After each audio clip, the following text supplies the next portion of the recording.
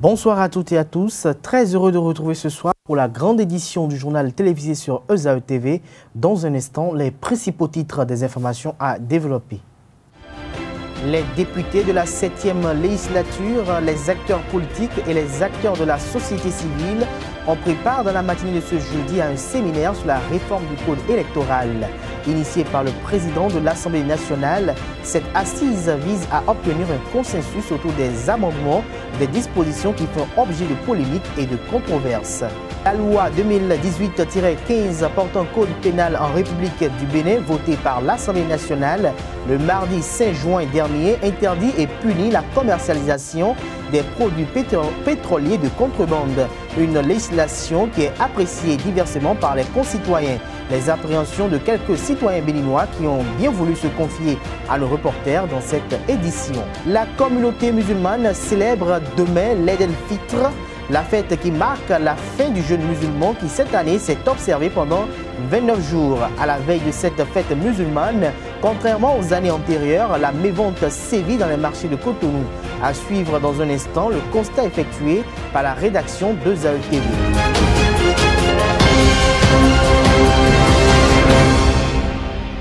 Bonsoir à nouveau. Dans le cadre de la révision du code électoral, un avant-projet de proposition de test circule depuis quelques jours avec pour objectif de corriger dans l'ancienne loi les imperfections qu'elle pourrait contenir. Cependant, certaines propositions contenues dans ce projet de test suscitent de grandes inquiétudes au sein de la classe politique nationale et internationale. Ainsi, dans la dynamique d'obtenir un consensus autour de l'amendement de certaines dispositions à polémique, l'Assemblée nationale, sous le leadership de son président Adrien Humbedi, a convié les députés de la 7e législature, les acteurs politiques et les acteurs de la société civile à un séminaire national sur la réforme du code électoral. Ces assises s'articuleront autour de l'analyse critique de la loi numéro 2013-06 du 25 novembre 2013 portant code électoral en République du Bénin, des enjeux de la réforme du code électoral et de la présentation des points saillants de l'avant-projet de proposition de loi portant code électoral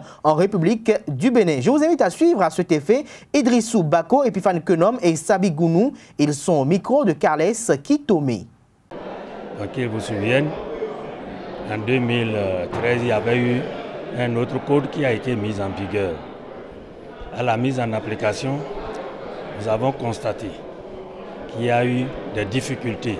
On a noté et on a attendu le bon moment que la 7e législature s'installe et qui a pris les taureaux par les cornes en essayant d'aller vers une correction. Qu'il faut que notre code électoral puisse répondre aux exigences nouvelles de l'économie, du développement économique. Et nous avions un code électoral qui nous porte toujours dans des élections presque tous les ans et qui ne laisse pas de répit à la gouvernance de pouvoir s'occuper des réels problèmes, n'est-ce pas, des populations. Donc le pays était tout le temps également en campagne et cela est un point de faiblesse pour notre code électoral. Il y a également d'autres points de faiblesse. Il y a que les femmes ne sont pas suffisamment représentées dans les assemblées locales comme à l'Assemblée nationale. Et alors, vous savez que les femmes constituent une partie importante, n'est-ce pas, de notre population, sinon une partie charnière, les femmes. Alors donc, il va falloir que nous fassions un peu d'espace, que nous abandonnions un peu nos égos, que les hommes abandonnent leurs égos, et pour céder un peu d'espace aux femmes, et pour que la gestion du pays se fasse de manière inclusive, participative. Ce matin, à écouter le discours du président du comité d'organisation, le discours du ministre représentant le chef de l'État et le discours du président de l'Assemblée nationale, ces trois discours m'ont rassuré. Parce que dans ces discours, ce qu'il faut retenir, ils ont dit, voyez le Bénin. Laissez les idées politiques, laissez les clans politiques, laissez les calculs politiques, voyons le Bénin. Effectivement, en voyant le Bénin, c'est que, a priori, nous devons mener des discussions objectives.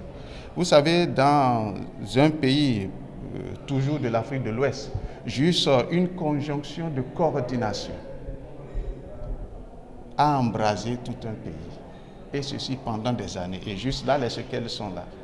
Donc, tous les articles tendancieux, à mon avis, seront discutés avec objectivité pour que triomphe notre pays. La commercialisation des produits pétroliers de contrebande est interdite en République du Bénin et est punie par les articles 929 et suivants de la loi 2018-15 portant code pénal en République du Bénin, votée à l'Assemblée nationale le mardi 5 juin 2018. Toutefois, la grande question reste le respect de cette législation. La pilule est très amère et a du mal à passer au sein des acteurs qui dénoncent une mesure mal élaborée. Ainsi, au lendemain du vote du code pénal, l'applicabilité de cette disposition suscite des remous et défraie la chronique. Voici l'opinion de quelques citoyens béninois à cet effet. Ils sont au micro de Chimène Sosa. Après le vote du code pénal le mardi 5 juin dernier par les députés interdisant la commercialisation de l'essence relatée communément appelée Payo, les vendeurs eux-mêmes se disent conscients du risque et danger qu'ils rencontrent, mais en demandant à l'État une réorganisation du secteur pour leur permettre de joindre les deux bouts.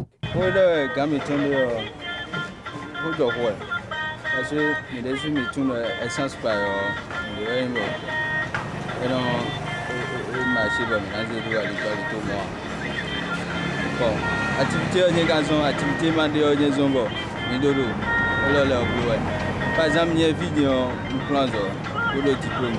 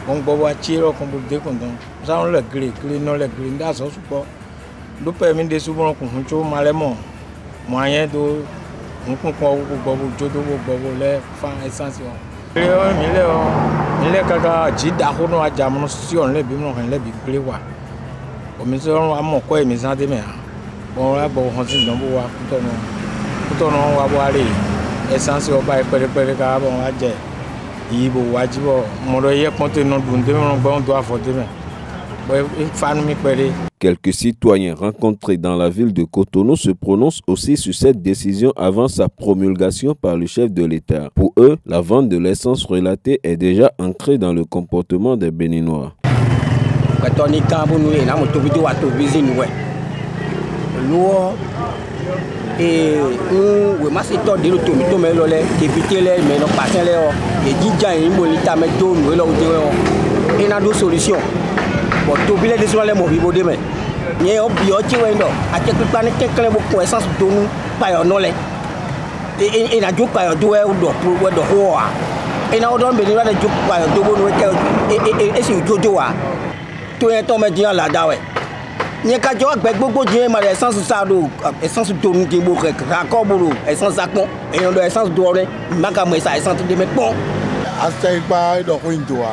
Mais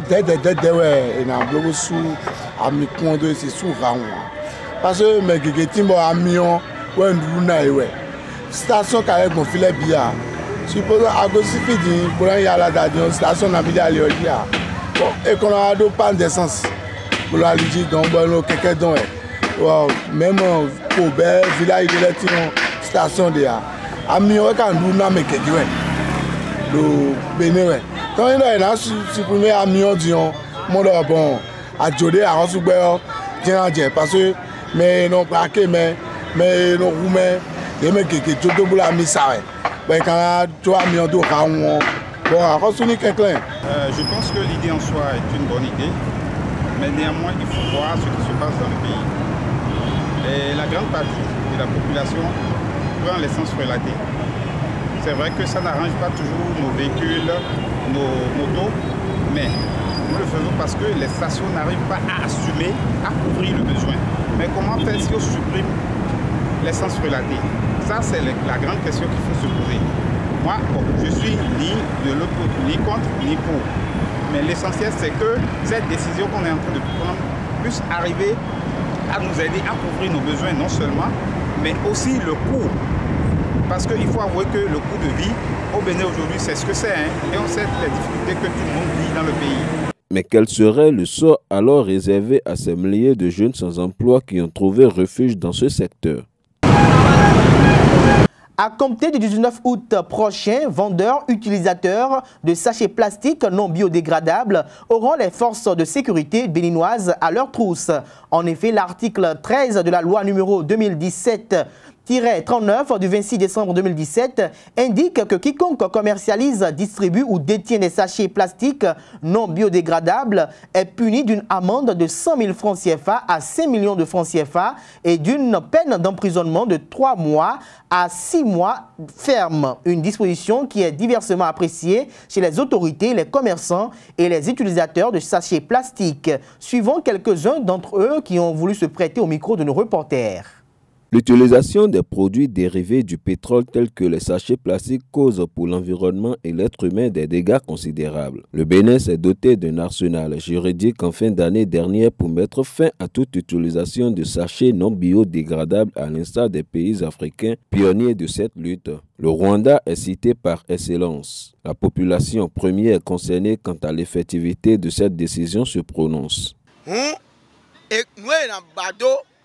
avons un bateau de tomé. Ouais, et comme nous, nous, ça qui plaque au débat de Jémen, il y a un rondo. Et ainsi, rondo, il y a un ça qui est à qui vous voulez bien. Maintenant, s'il y a un rondo, ça qui est à Wadalaï, mais s'il y a un 200. Alors que Douako, il y a un rondo, les sachets plastiques sont un danger aussi bien pour l'écosystème. Parce que quand vous voyez aujourd'hui, à certains niveaux, quand vous allez à la plage, et quand vous voyez le nombre de sachets plastiques que les pêcheurs ramènent de leur filet, vous vous rendez compte que pour l'écosystème, les sachets plastiques ne sont pas une bonne chose. Beaucoup de pays maintenant veulent mettre fin à l'utilisation des sachets plastiques parce que ça a des répercussions. L'interdiction des sachets plastiques, c'est une décision louable. Mais encore une fois, je l'ai dit, il faut des mesures d'accompagnement. Ça dit pour l'écosystème, on peut faire dire à des imprimeurs de faire des sacs en carton. Les firmes, les supérettes, supermarchés, les bonnes dames mettent tout en œuvre pour que les citoyens qui sollicitent leurs prestations se conforment à cette décision salutaire, aussi bien pour l'environnement que pour tout être vivant.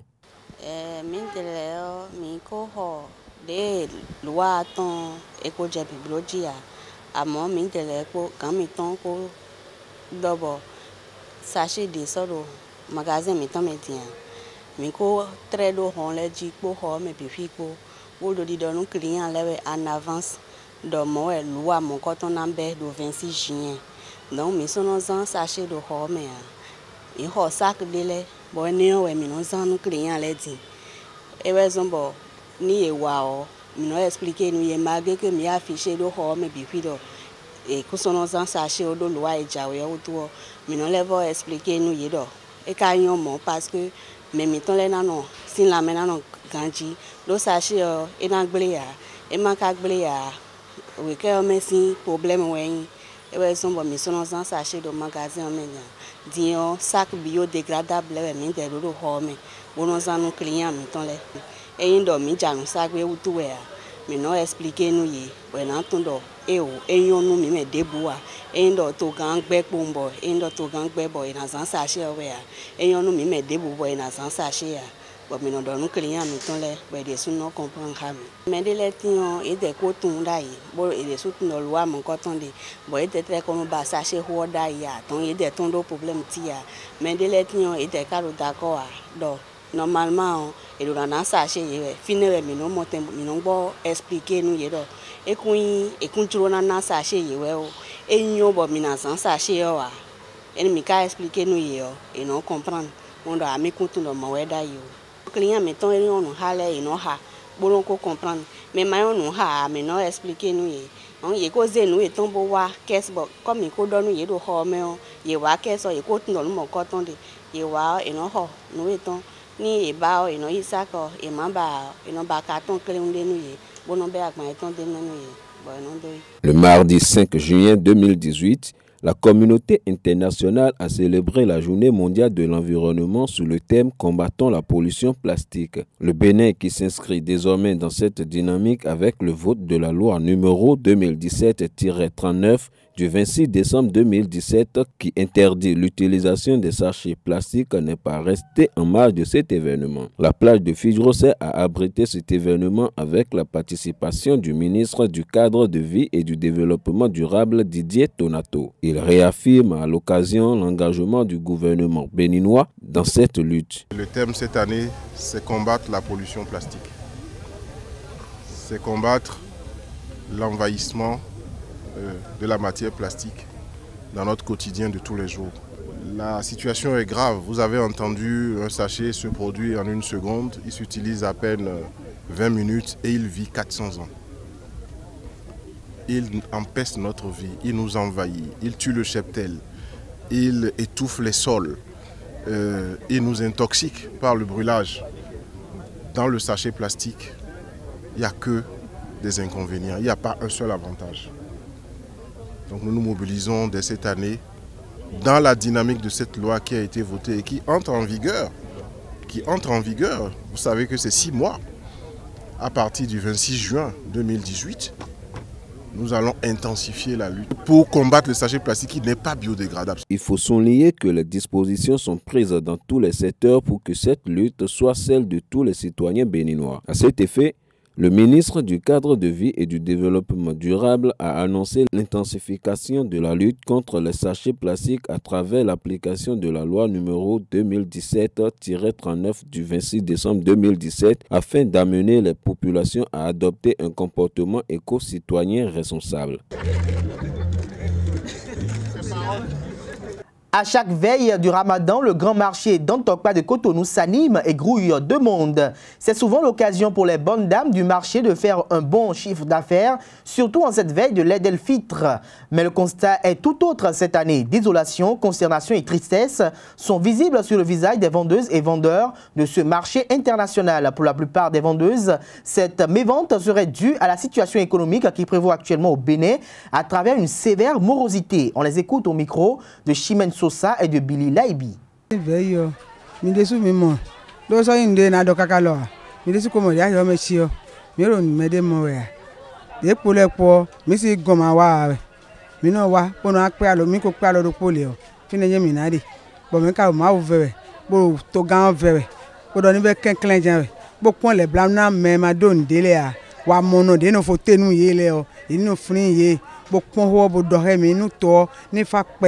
Na mi desu mini monudu no mini ton helo me pere esi fo bi acho ni depo pere nu mi ahi mi ton le bivai me de wa so si fo nu a lo kwe ode ya se o kwe mi o ya donc nu me de akan yi kan de bi obo nu ado kwe ton nu ye po ino jodo nu e mo pa ode o ino ho donc ko kwe ma de so mo ino ho me no ho nu gbigble po na idu momoton do de da ho ye bo yin e vai tin ye pe wa donc on le vai din enyuwa eni ko bodo nu do duani dero yiwe o esun bo le biro ahivere eni ko duani wo bodo he mi tam wa mi tun lo wa ayo de an tisa de mi wa zan ko mi o pe alo mi ka ro ahime wa tegbe mi ka an tisa ya to ne mi ablogbon kan la sun pon we gbodo wi menu mi nu ko yo ni do fifa mi ko yo mi ti de me mi ko wa din cho mi tun ko wa ko jen leji bo ko ve onu mi.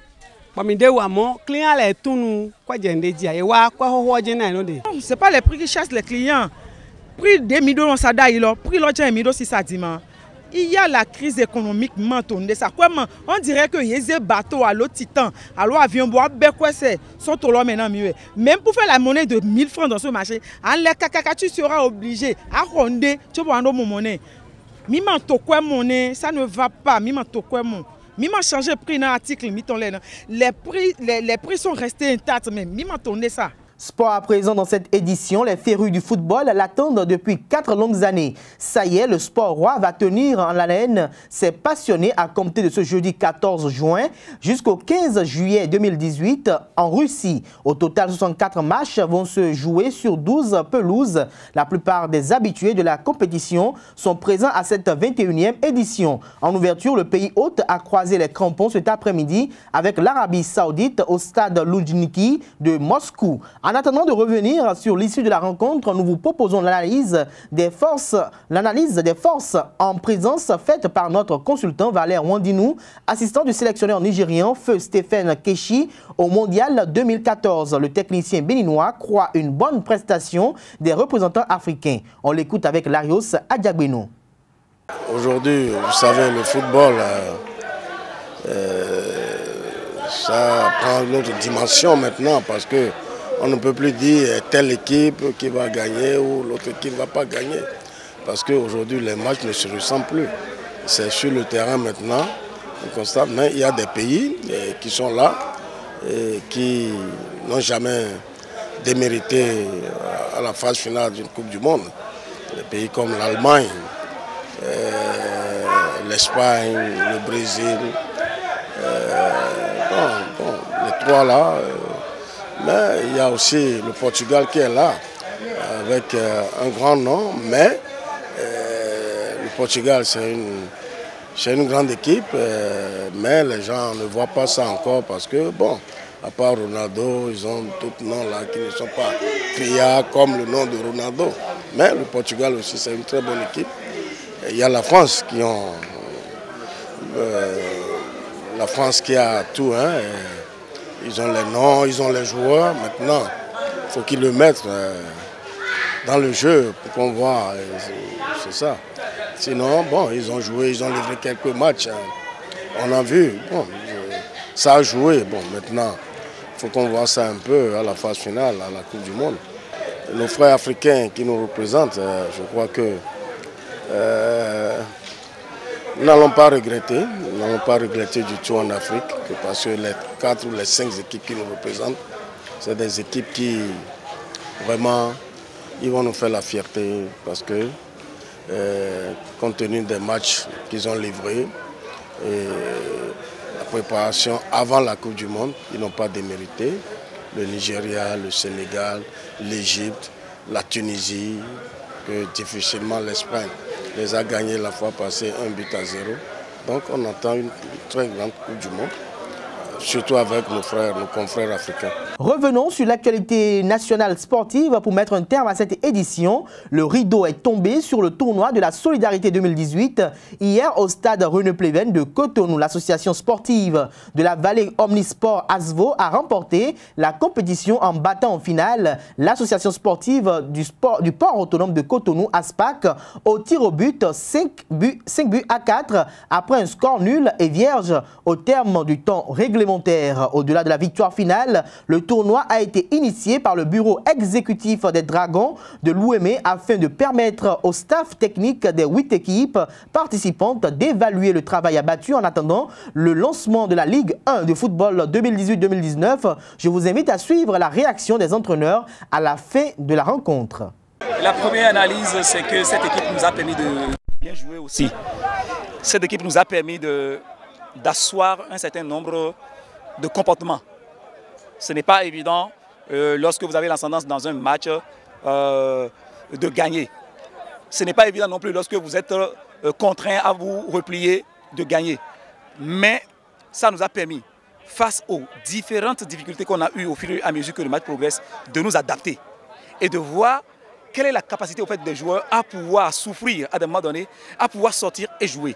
Voilà les quelques enseignements qu'on a eus. Et on a vu que par rapport à l'état d'esprit, on a quand même des joueurs qui véritablement ont une belle envie. Il y a une très grande volonté en fait, d'aller chercher quelque chose. C'est indispensable. Quoique l'ASPAC a possédé le ballon, a fait circuler, nous avons attendu, nous avons fait ce qu'il devrait faire en ce moment précis, puisque n'ayant pas forcément les mêmes armes, on a choisi ce qui nous arrangeait. On est allé jusqu'au tir au but et une fois encore comme au cours des tirs au but de la demi-finale, le gardien de but a sorti le grand jeu qui nous a permis alors de remporter cette compétition. Bon, défaite inattendue, c'est vous qui le dites, puisque c'est une finale. L'autre équipe est venue pour gagner comme Aspac. Ça s'est joué à rien du tout. Vous avez vu, le match d'hier est resté dans les jambes. On l'a ressenti sur le terrain, puisqu'on a enchaîné les matchs. Donc, c'est une finale, on a perdu, mais ce tournoi nous a permis de corriger beaucoup de choses en attendant bientôt que le championnat commence. C'est un peu frustrant, d'autant plus que les matchs ne se ressemblent pas. Vous comprenez, quand on dit Aspac, déjà, c'est une source de motivation pour l'équipe adverse. Ok, donc on savait que ça va être difficile. On le savait. Et depuis hier, après le match, j'ai échangé avec mes joueurs. Je savais que ça va être difficile ce soir. On espérait faire la différence très tôt dans le match. On n'a pas pu. Et on savait que bon, ça va se jouer à rien du tout. Et c'est ce qui s'est passé. Mesdames et messieurs, c'est sur cette note sportive que je mets un terme à cette grande édition du journal télévisé sur EZAE TV. Merci pour l'attention et passez une agréable soirée en compagnie de nos programmes sur les www.ezaetv.com. Bonsoir.